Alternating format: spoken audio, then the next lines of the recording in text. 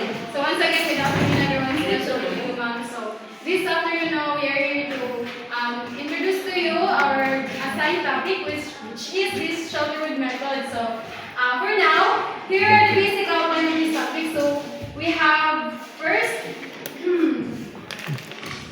we have the introduction, followed by the definition of terms that also include the types of Shelterwood, and followed by the advantages and disadvantages that also followed. I also included the process and the purpose of Shelterwood. Lastly, the overall conclusion of this topic. So for now, let my co-reporter introduce to you what is Shelterwood method is all about.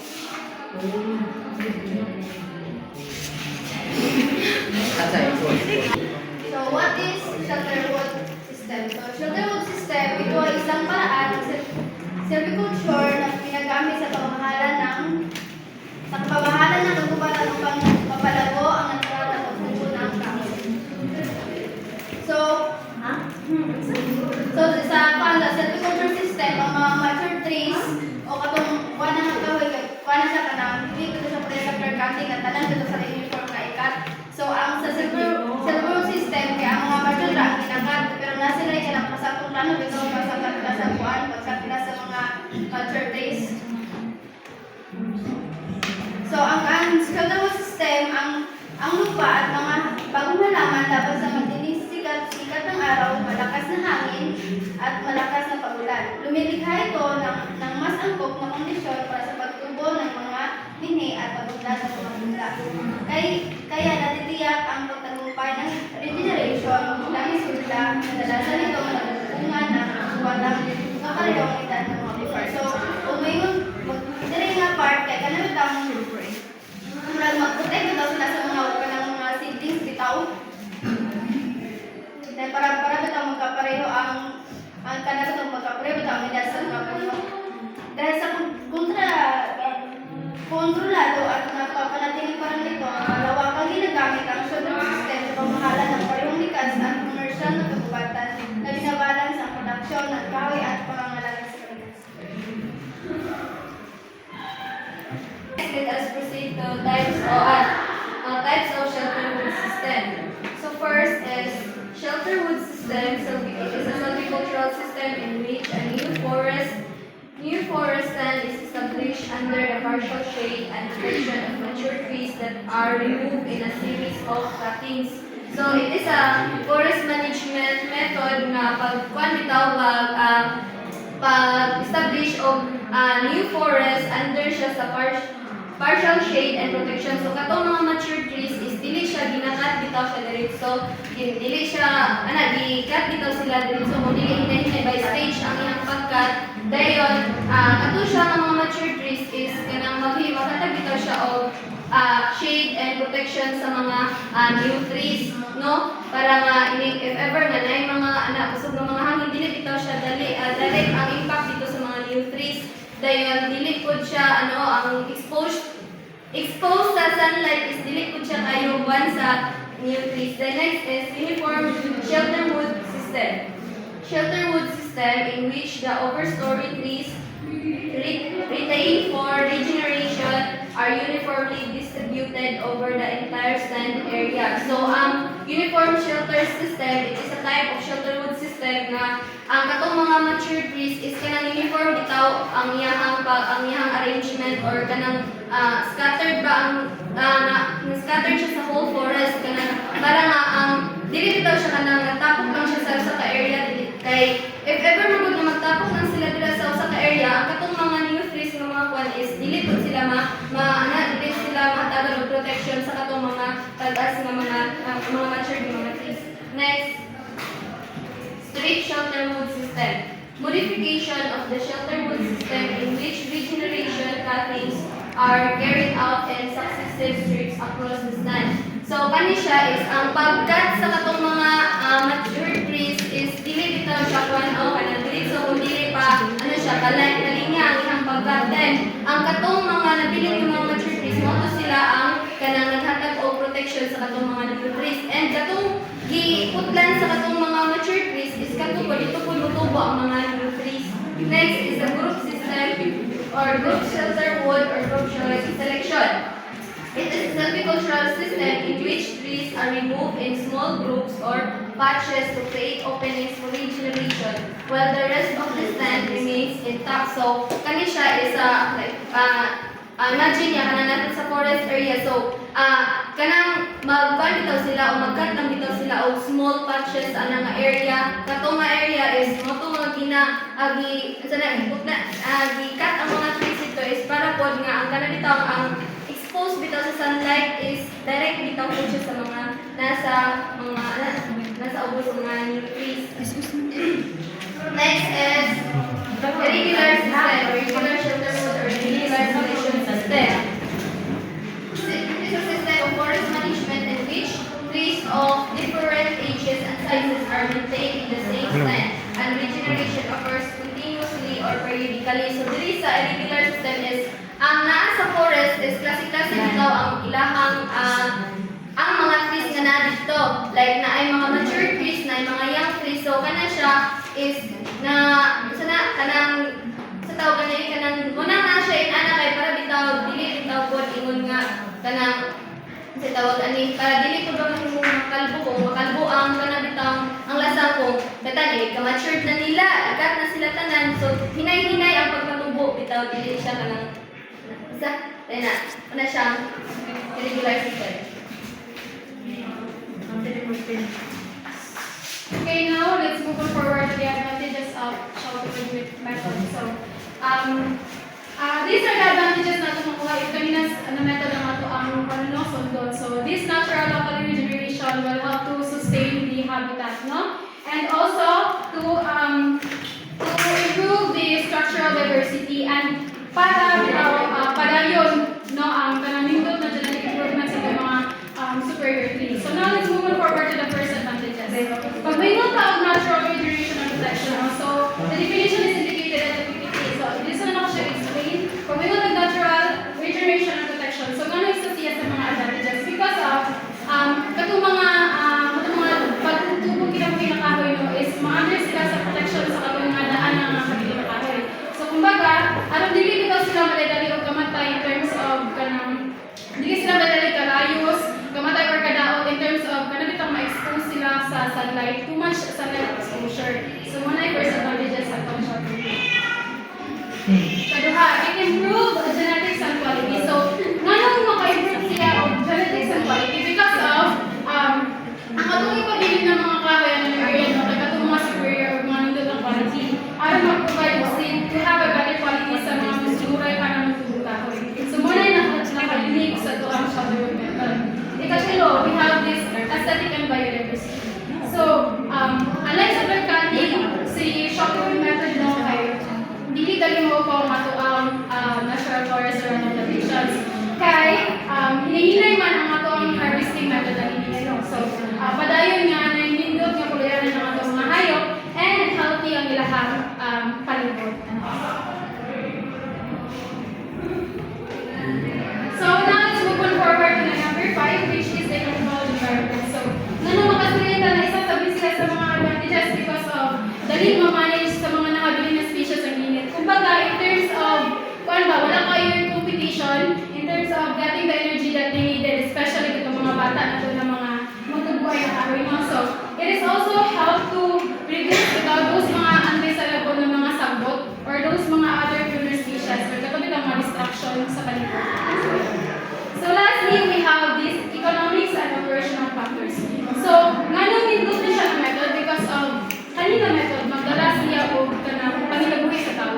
Kaya tunod, ang harvesting sa kaibagbalik mo, ang harvesting method niya, dili butuhan, kundi tagagmay, which is benefited kayo sa ito ang mga tao mo. So, that are the advantages of the sheltering method. So, now let's move on forward to the disadvantages of it.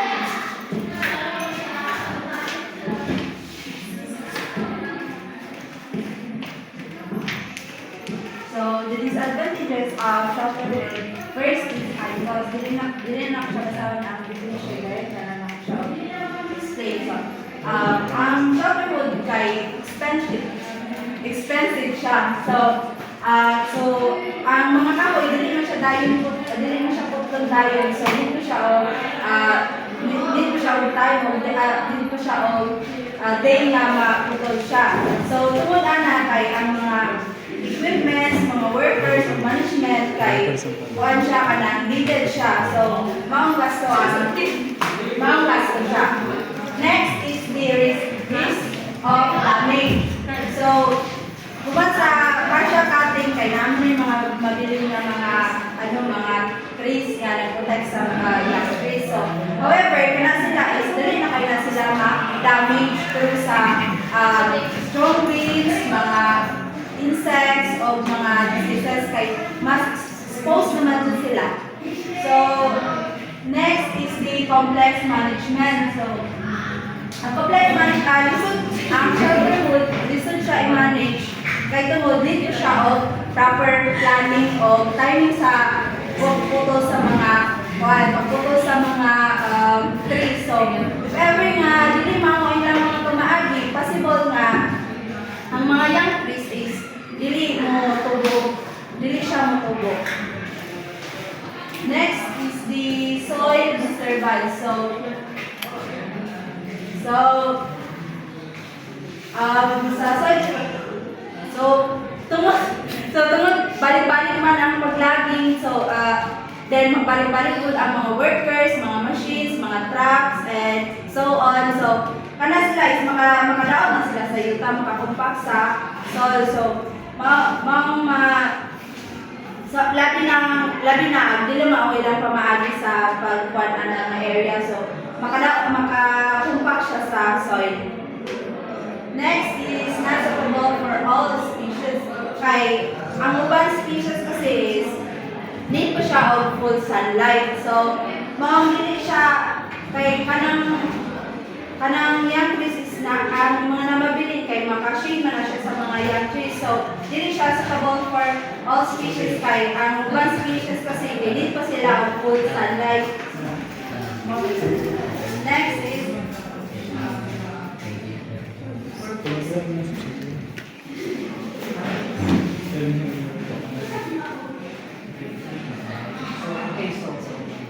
purpose of shelterwood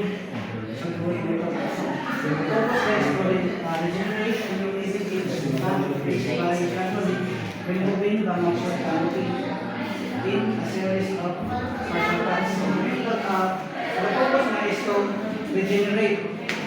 So, it is maintain the forest coverage while reducing the aesthetic and ecological impact of clear cutting.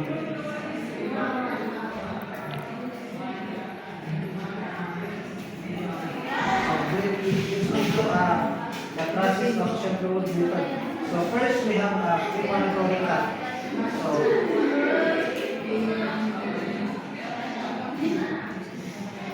when we say preparatory cut, it is removing the undesirable species. So removing the undesirable trees. Muna siya katong walay nangkot bitaw sa mga kuan sa mga trees. So mo to siya pwede remove. So next we have establishment cut. So dali po sa establishment cut, same lang po sila sa preparatory cut. So mo po siya. So ang dili lang is leaving the best trees.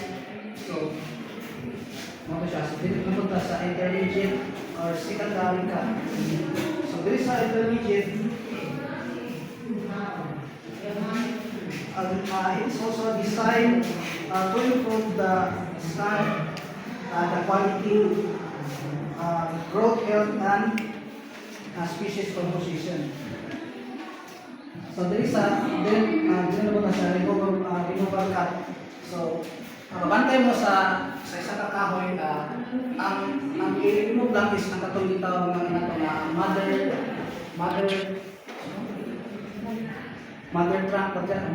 branch. So ang purpose niya is katong i-remove na siya tarang dito. Ang process niya is i-remove siya ang katong mga wala siya i-remove. So, in addition pa di ay, isa ka advantages na wala lang mention kasi. So, it is the versatility. So, ganong versatile siya pagkabot sa mga species because it is adaptable to different species. No? It doesn't bring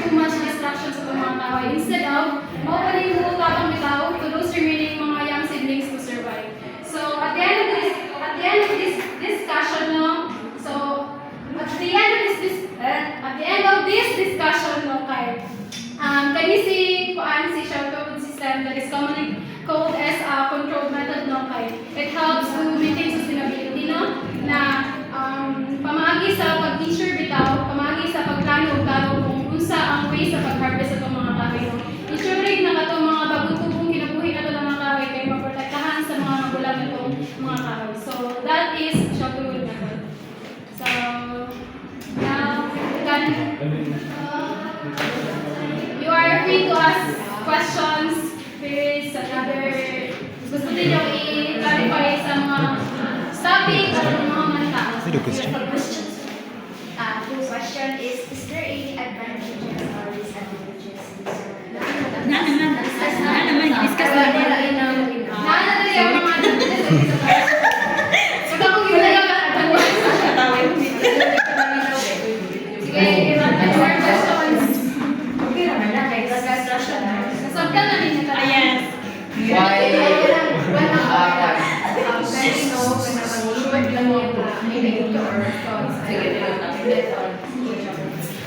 So in simple terms, the shelter method, it is a method na kung ito siya like from aside from the other method, unique siya. Kaya hindi siya maka-cause of too much distraction sa mga kahoy. Unlike sa mga other method, diba? For example, say clear cutting. Clear cutting is overall cutting na wala mag-build. Unlike niya, kaya natatay ipabilin na mo yung survive, mo yung provide, at mo yung mas makamagpag. bali ang ikat din na kay shortage. Pero kung dili sa ikat tayo, nato tayo lang. Stage. So, mention niyo earlier nung shelterwood is expensive din. Anong mahal siya? Anong mahal ang shelterwood? Kaya tungod ang mga workers din, labi na mga equipments, then mga workers na syempre bayaran naman na sila, then mga equipments, kaya mahal din na, so mga expensive siya. Ang quality, Pero pag in terms sa quality, maka-assure kita na nindot dyan yung pala. Kaya hindi man basta-basta yung mga processes na pangalan para mag-provide ng mga sa ang klase nga kahoy ang sa klase ng kahoy. Sige, so katong mga superior trees na katong mga nahibaran na to. So, tagay ko isa ka-example sa superior trees na nahibaran na to. Ba naman ko? Ang kahoy nga mahal. Sige. Katong mga nindot na quality sa kahoy, yung mga nahibaran na to. Like for example, si Kwan. Pine tree. Oh, like ano, si oak trees. Katong mga mahal ko dito ng mga kahoy. Next! So, wala na mo yan yung questions, queries, and clarifications. Maginanol. Kinamo? Okay, so wala